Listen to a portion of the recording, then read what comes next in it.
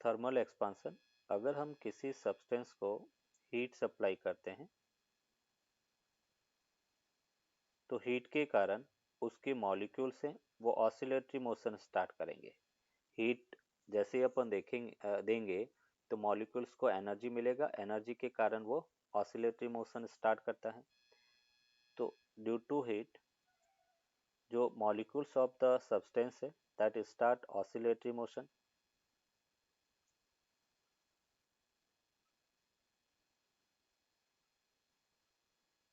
Oscillatory motion, और जब molecules oscillatory motion start करेंगे तो उनका इंटर एटॉमिक फोर्स है वो डिक्रीज हो जाएगा। मतलब अपन कह रहे कि अगर कोई मॉलिक्यूल्स आगे पीछे बार बार हो रहा है तो जो मॉलिक्यूल्स की जो कॉम्पैक्टनेस है वो डिक्रीज होगी, मतलब उनके बीच का जो बॉन्ड है वो वीक हो जाएगा। और उसके कारण अपन कह रहे कि जो अट्रैक्शन फोर्स कम होने के कारण सब्सटेंस के मॉलिक्यूल्स दूर दूर जाना स्टार्ट करते हैं, तो ऑसिलेटरी मोशन करेगा। ऑसिलेटरी मोशन के कारण inter atomic force will decrease, inter atomic force that will decrease. और जब इंटर एटॉमिक फोर्स डिक्रीज होता है तो अपन कहेंगे thermal expansion will take place. Thermal expansion will take place.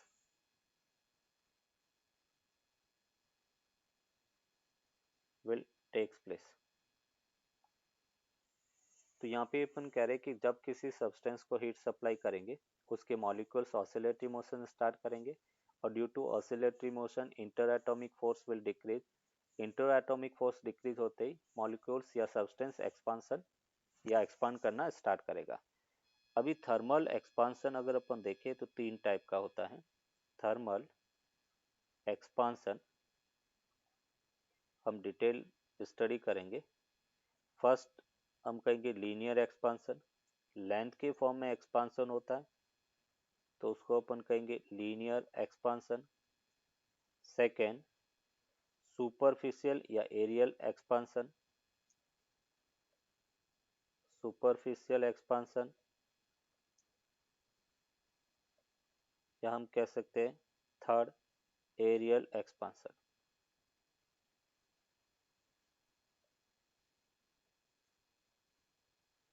Linear expansion, second superficial expansion and third areal expansion. अभी one by one इसको अपन स्टडी करेंगे। तो फर्स्ट हम बात कर रहे हैं लीनियर एक्सपांसन।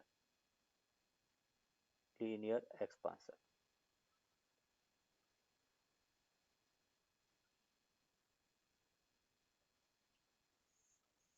फॉर एग्जांपल ये जैसे अपने पास एक मेटल रॉड है,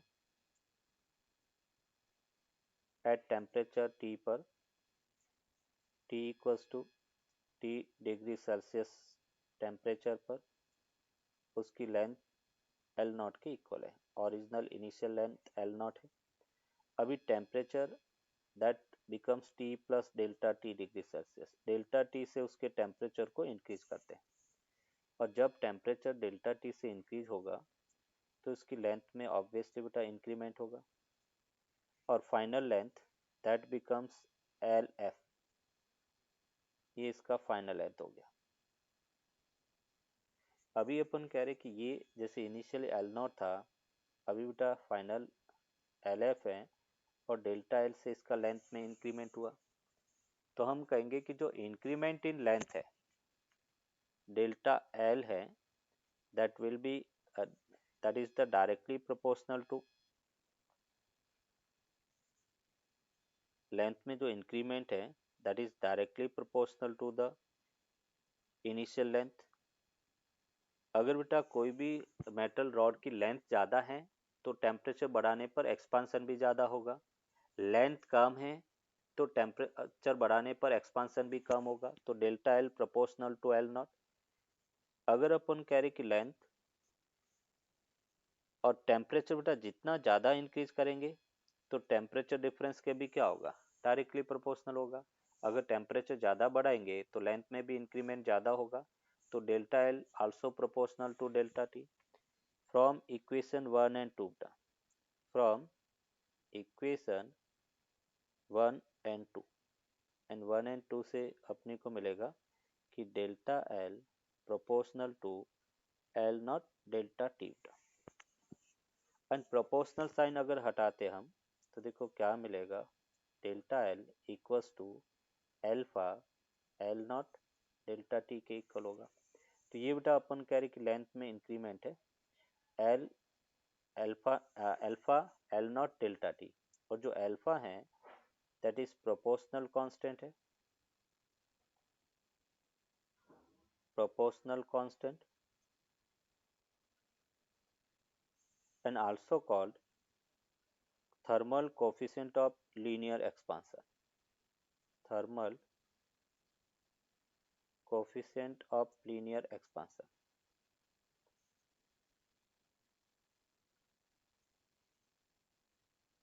thermal coefficient of linear expansion है। और यहाँ से जो डेल्टा एल अपने को मिला, delta L equals to L not alpha delta T है, और डेल्टा एल किसके इक्वल होगा, final length minus initial length equals to L not alpha delta T, और final length after increment of temperature देखे तो ये होगा L not 1 plus alpha delta T के इक्वल होगा। That is the final length after increment of temperature है। As a formula अपन इसको याद रखेंगे, एल नॉट इनिशियल लेंथ है, एल्फा थर्मल कोफिशिएंट है, और delta T increment in temperature है। और यहाँ पे जो एल्फा है उसकी एसआई यूनिट अगर देखें,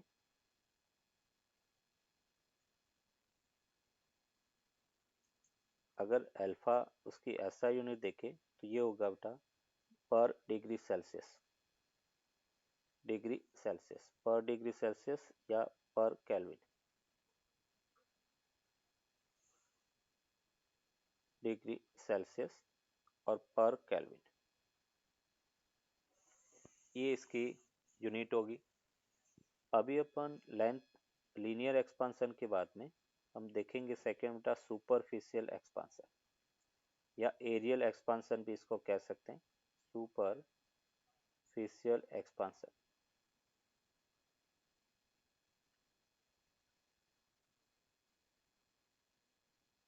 superficial expansion and superficial expansion होगा क्या, तो जैसे अपने पास एक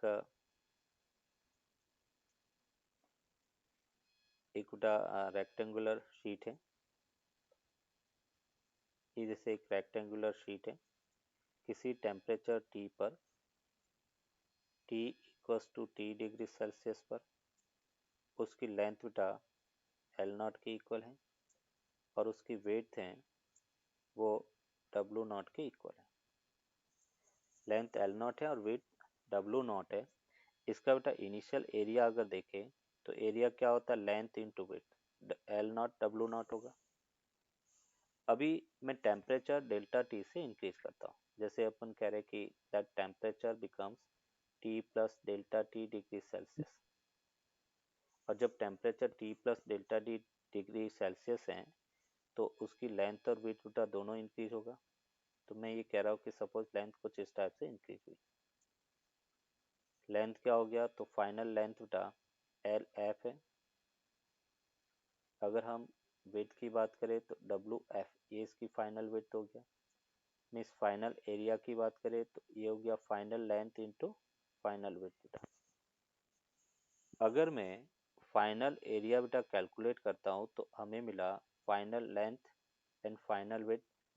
लेंथ को बेटा अपन लिख सकते हैं टेम्परेचर के साथ में किस टाइप से इंक्रीज हो रही है, तो अभी हमने देखा L not 1 plus alpha delta T, तो इसको अपन कह रहे L not 1 plus alpha 1 delta T.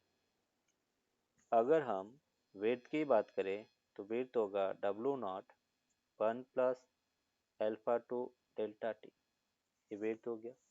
Means यहाँ से अपने को मिलेगा L not W not 1 plus alpha 1 delta T into बेटा 1 प्लस एल्फा 2 डेल्टा टी। अभी देखो इसको थोड़ा सा अपन मॉडिफाई करेंगे, इसको मल्टीप्लाई करते हैं। मल्टीप्लीकेशन से अपने को क्या मिलता है, एल नॉट डब्लू नॉट, ये तो बेटा इनिशियल एरिया हो गया, 1 plus alpha 1 plus alpha 2 into beta delta T plus alpha 1 alpha 2 into delta T का स्क्वायर हो गया। और एल नॉट डब्लू नॉट उसको बेटा अपने का एरिया, तो ये ए नॉट हो गया 1 प्लस अल्फा 1 प्लस अल्फा 2 और अल्फा 1 प्लस अल्फा 2 इंटू बेटा डेल्टा टी।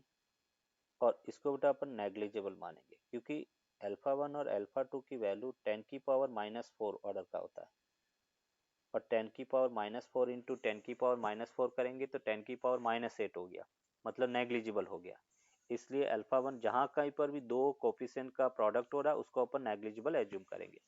तो ये बेटा अपन कह रहे कि फाइनल एरिया ए एफ मिला, और इसको अपन फाइनल लिख सकते हैं बेटा A F equals to A nought 1 plus beta delta T.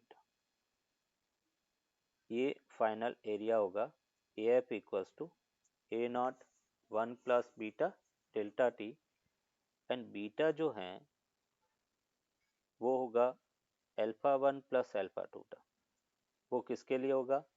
For anisotropic expansion. हम कह रहे कि लेंथ और विड्थ अगर अलग अलग रेट से इंक्रीज हो रही है तो लेंथ का कोफिशिएंट अलग होगा, विड्थ का कोफिशिएंट अलग होगा। ये किस में होता है बेटा? ग्रेफाइट के अंदर। ग्रेफाइट के अंदर लेंथ और विड्थ दोनों अलग अलग रेट से इंक्रीज होते हैं। तो यहाँ पे अपन कह रहे हैं beta equals to alpha 1 plus alpha 2 for anisotropic expansion. Anisotropic expansion, anisotropic expansion का मतलब है लेंथ और विड्थ बेटा दोनों अलग अलग रेट से इंक्रीज हो रही है। और बीटा इक्वल्स टू बेटा अपन लिखेंगे 2 अल्फा फॉर आइसोट्रोपिक एक्सपांसन। अगर लेंथ और विड्थ दोनों सेम रेट से इंक्रीज हो रही है तो उसको अपन आइसोट्रोपिक एक्सपांसन कहेंगे, दैट इज आइसोट्रोपिक एक्सपांसन। तो A F equals to A not मतलब beta equals to 2 alpha for isotropic expansion होगा। और बीटा जो है उसको बेटा अपन कहते हैं thermal coefficient of superficial expansion. Beta thermal coefficient of superficial expansion, superficial expansion, thermal coefficient of superficial expansion. Clear बेटा? कोई डाउट? मतलब 3D के अंदर एक्सपांसन किस टाइप से होता है? जैसे हम कह रहे हैं कि at T equals to T degree Celsius, ये अपने पास एक कीबोर्ड अपने लिया,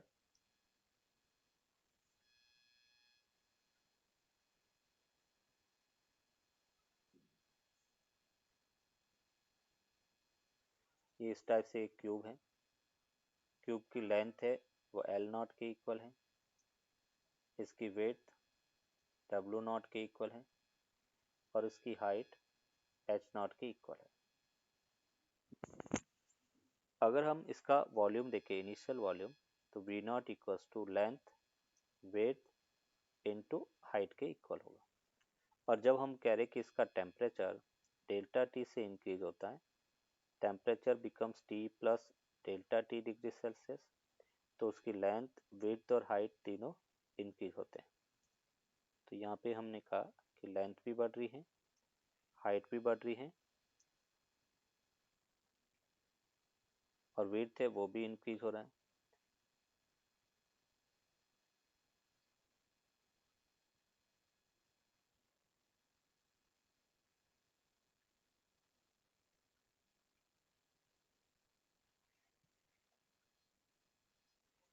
इसकी लेंथ फाइनल एल एफ हो जाती है,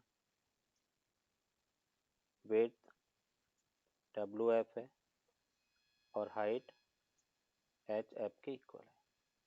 लेंथ विड्थ और हाइट तीनों इंक्रीज होती है। और यहाँ पे अपन कहेंगे कि final volume that is length width into final height के इक्वल होगा।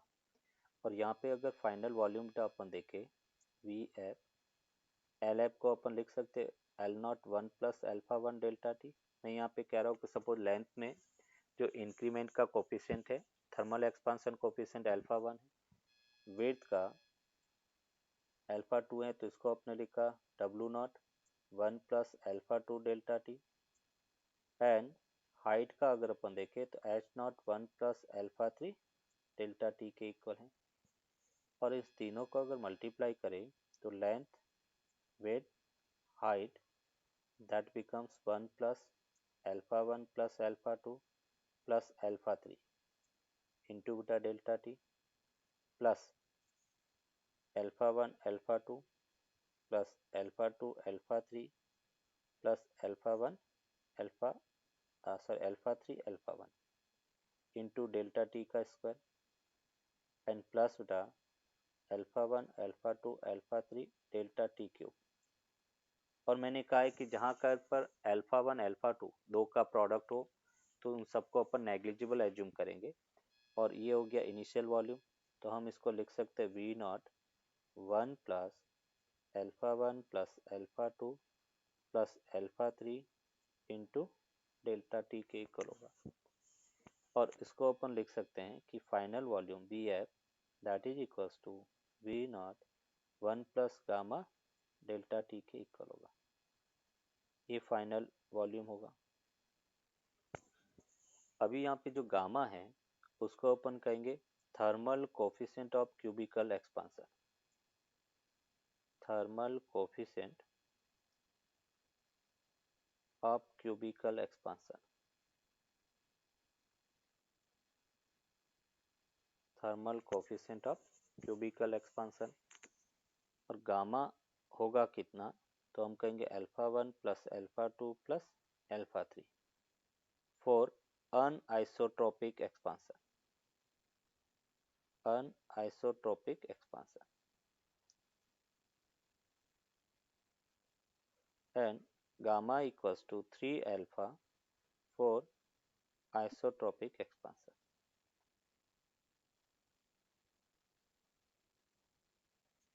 If the cubical